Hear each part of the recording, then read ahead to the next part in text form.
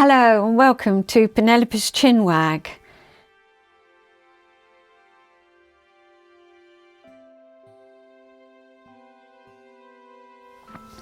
Yeah, so I was fiddling about and changed the name to what it is, yeah. Stitch, Knit and Chat with Penny. I just thought I'd see how it looked. When I went to change it back to Penelope's Chinwag, it wouldn't let me. It says you can do that in 10 days, so we'll see. We might stick with the name. It's still at Penelope's Chinwag, so I hope you found me. Where shall we start? Shall we go straight over to the crafting table? Let's do that. Well, I'm at my crafting table and I'll show you what I've been up to this week. I've had a really lovely time doing some crafting. I've knitted another sock for Pete, a shorty one, but I'll show you that when I've knitted the other one. Same as the other pair, I'm using the wool up, hopefully almost get 2 pairs out of 100 grams. And I sent off for a kit, which is, well, it's taken me over and I've loved it. I've done it completely differently to the instructions, which is, as you know, my way. But what I wanted was, the design printed on the fabric. Well, I saw it and just thought, I've got to have it. It's of Mrs. Tiggywinkle, and my daughter Nicola absolutely loves hedgehogs and particularly Mrs. Tiggywinkle, so I thought it would be absolutely ideal for her and I wanted to do it. So I sent off for this. It's the Crafty Kit Co. and it's an embroidery kit.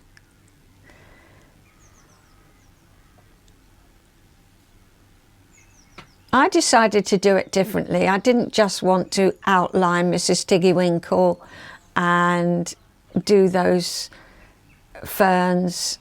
Well, some of them are done, some of them aren't. I'll show you. Everything's in here. So if you just fancied doing that, outlining, that's fine because it's all on here. It comes with instructions.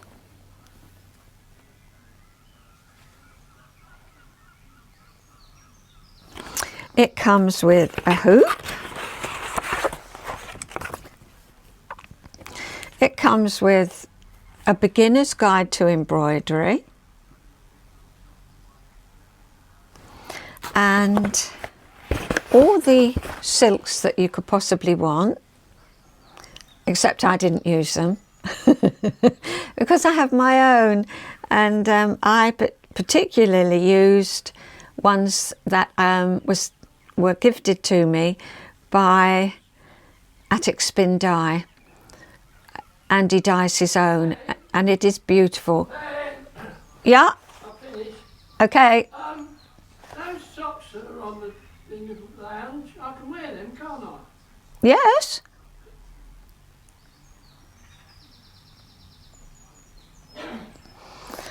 Anyway, we'll get back to it. So I'll show you.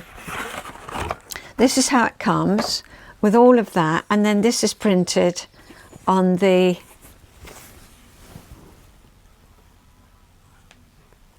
fabric.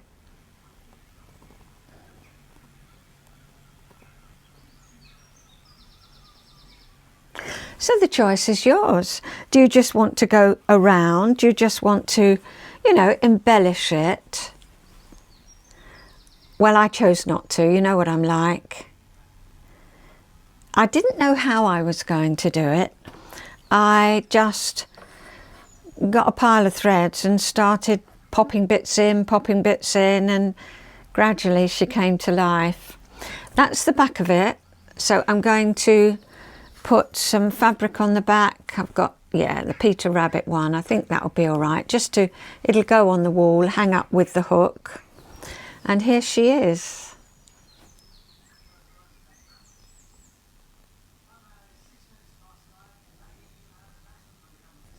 I love her. Attic Spin Dye's beautiful silks.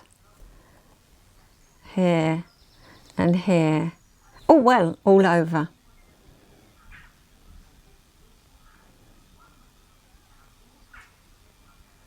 So that's my Mrs. Tiggywinkle, and that's what I've been doing. We've had friends around helping. Anyway, I'll tell you about that.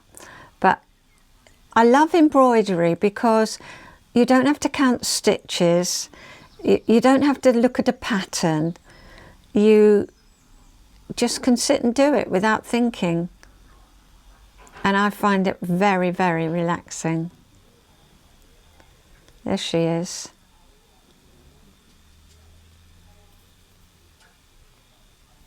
So that's a present for my daughter. Well, that's the crafting table, and I hope you enjoyed seeing what I've been up to. Whilst I've been sitting in the conservatory, the squirrels have been, you know, feeding and rushing about. We have so many here, but now they've become a bit of a nuisance because it's so hot, hot, hot here. I mean, day after day after day after day, we've just had, you know, 27, 28 degrees.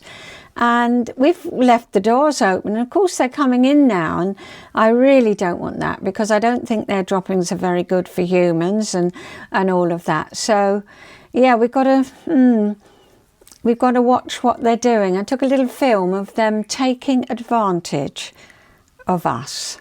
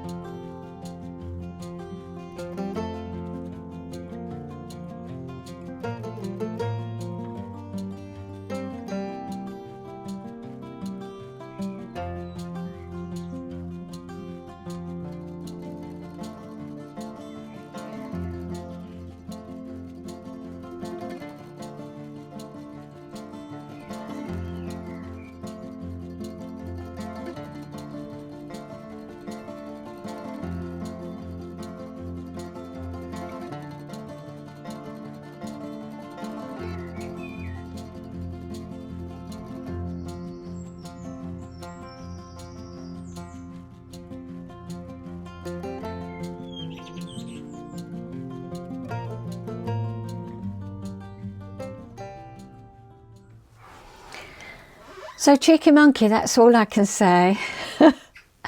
So shall we go over to me reading my book? Yeah, it's 1966, and I think I more or less read the whole of 1966 to get it out the way.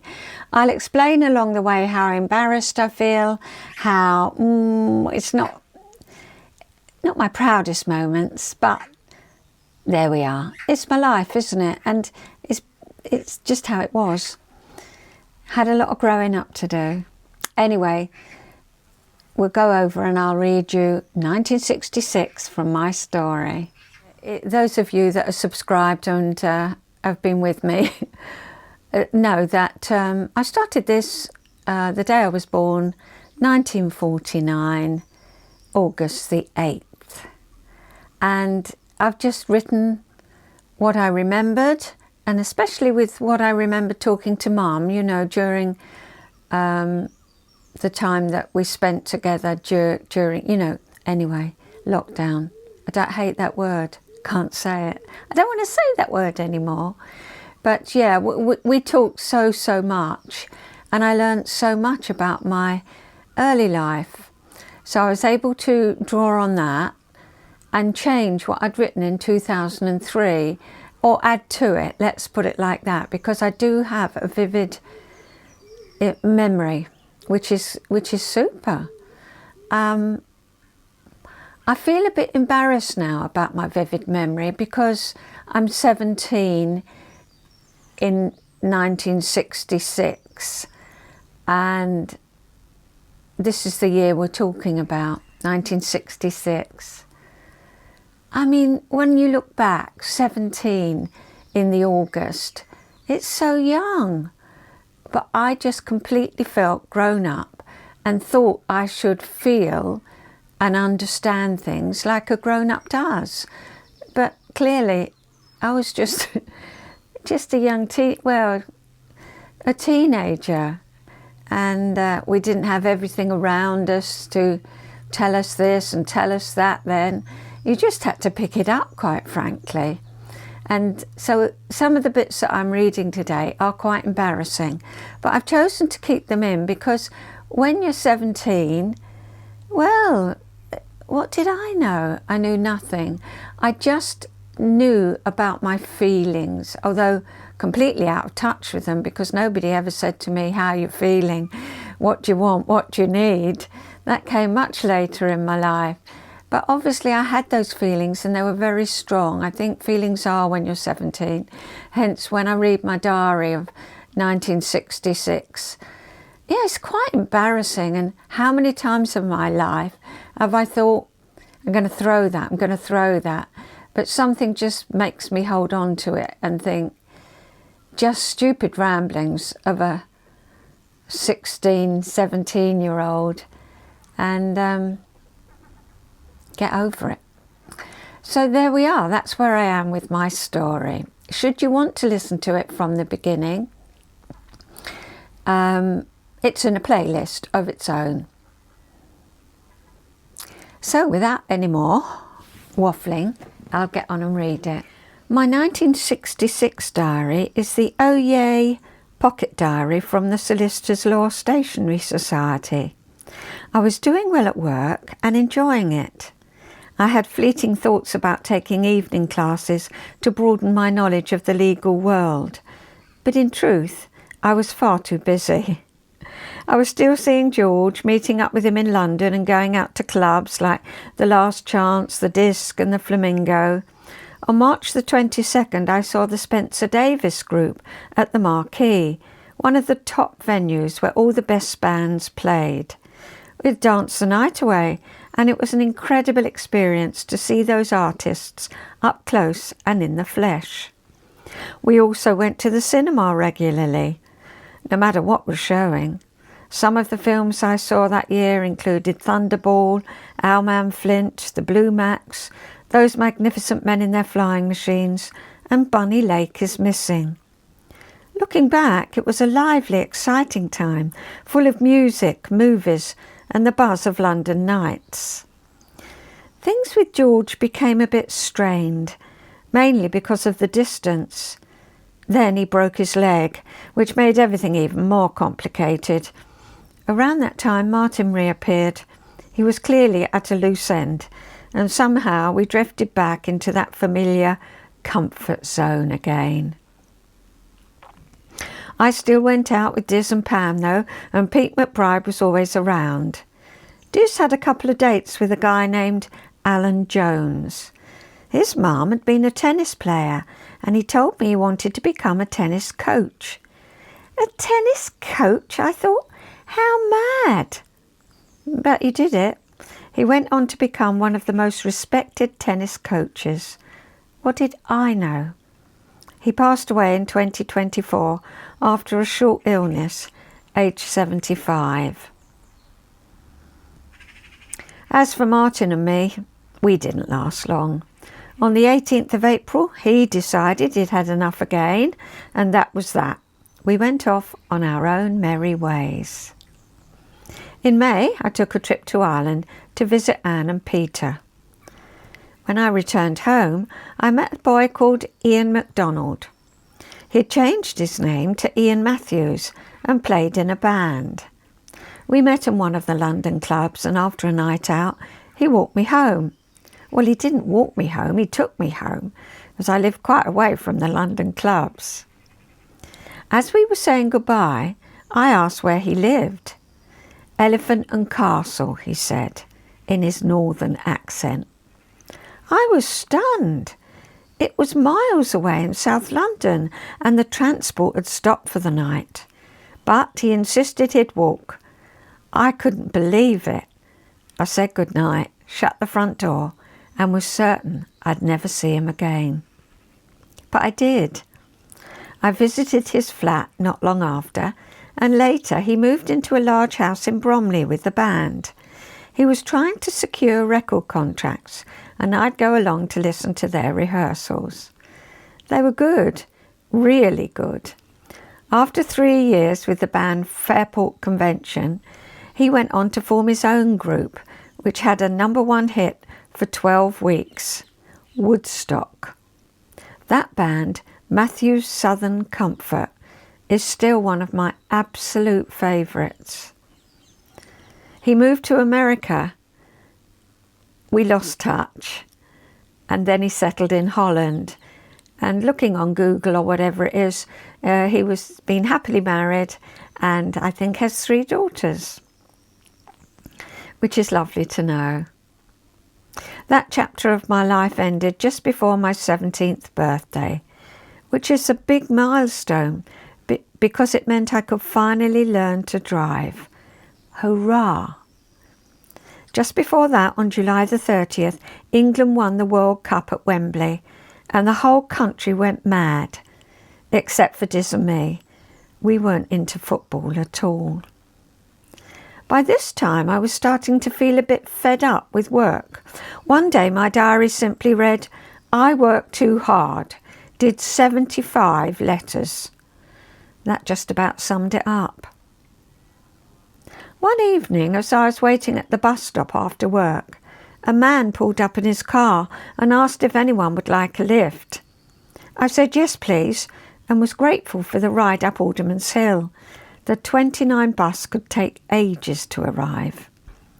We passed the end of my road, but instead of stopping, he kept driving all the way to Cockfosters. When I asked where he was taking me, he said, "Just for a little drive. It's a nice evening." Then he pulled into a cul-de-sac and stopped the car. I was surprised. "What are you doing?" I asked. "Do you live here?" "No," he replied, "but I want to tell you something.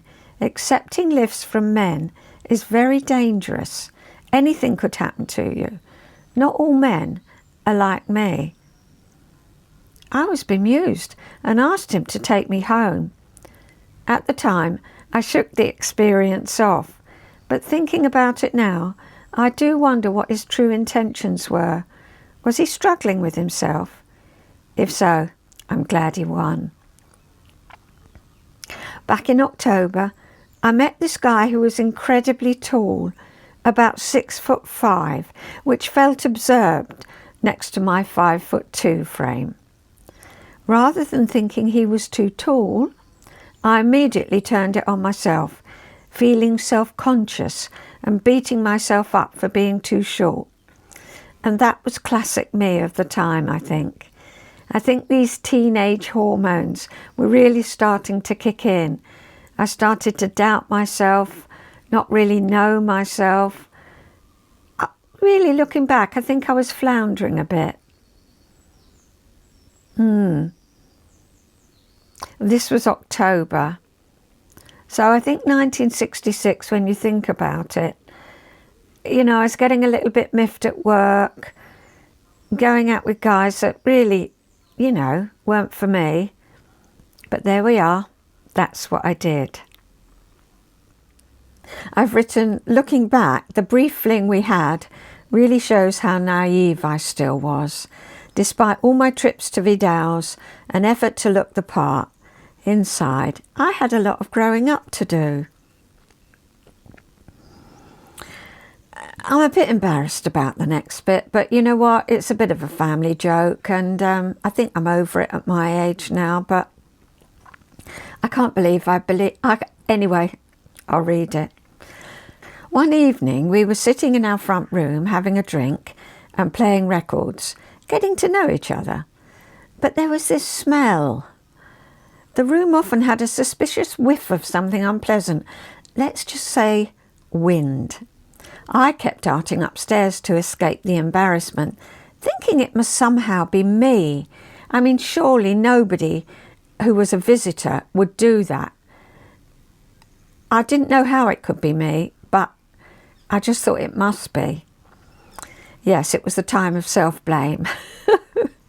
Eventually, this guy told me quite casually that he had a wind problem caused by a hole at the base of his spine. I was horrified. A hole?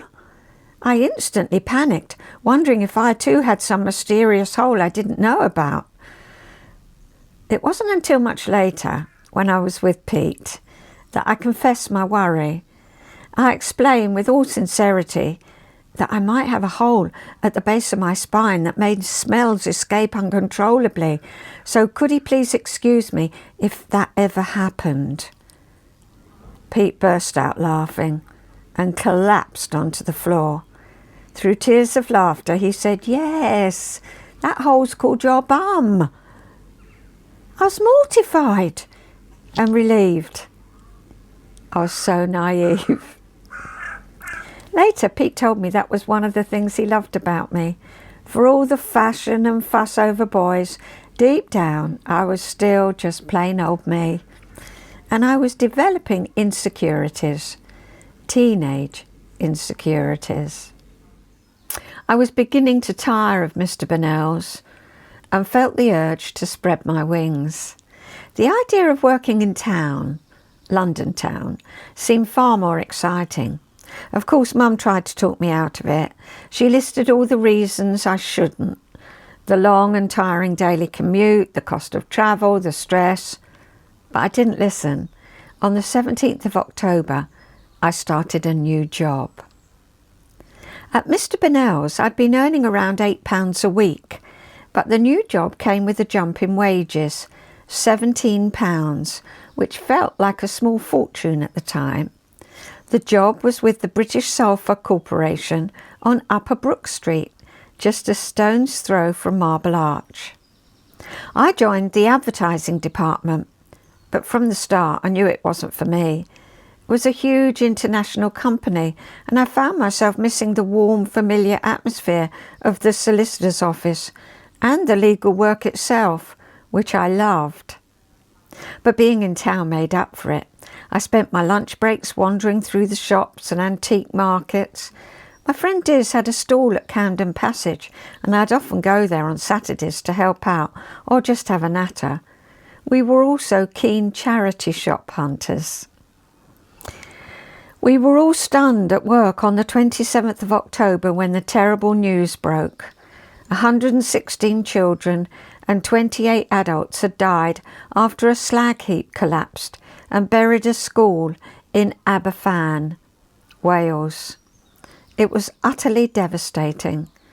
The tragedy cast a long shadow, and people everywhere felt a deep sadness for quite some time. Around that time, Martin offered to give me driving lessons. He'd passed his test during one of the periods we weren't seeing each other. That was always the way with him. When we were going out, he was banned from driving his scooter. Then the moment we weren't together, he had a car and a shiny new licence. Typical Martin. Still, I wasn't about to turn down free lessons. We'd head out for a drive and often end up at a country pub afterwards. This was before the days of drink driving restrictions, of course. There was always something between us, an unspoken connection, but neither of us wanted to complicate things by making it official again. I think it was just because he was my first boyfriend, wasn't it? Yeah, there's that connection, but it wasn't made. It wasn't made again. So the year rolled on quietly, but then, wait for it, December the 31st arrived, and that was the red letter day of the year. In fact, it was the red letter day of my life. So I've just read you 1966. Oh, I'll take a breath and see you in a minute. Thanks so much for joining me this week, another episode. And the little film is showing you around my garden.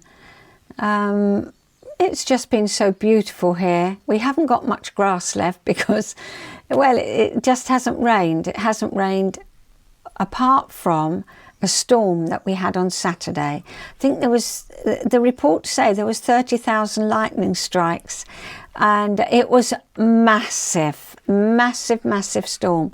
We came out of it all right, unscathed, and actually it did the garden really, really good.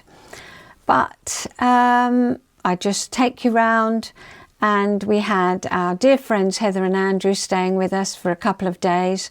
Andrew sorted out internet problems and this and that problem, and Heather is a gardener, and so she did a little bit of gardening with Pete, which was super. They brought their tortoise with them, as they did before. I think last time there was a little film, wasn't there? You've seen him. Well, actually it's a her. And so that's the film this week.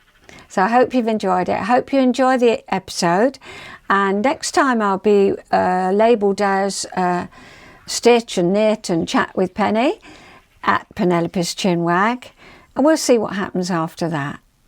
So take care of yourselves. Enjoy your week. Bye-bye.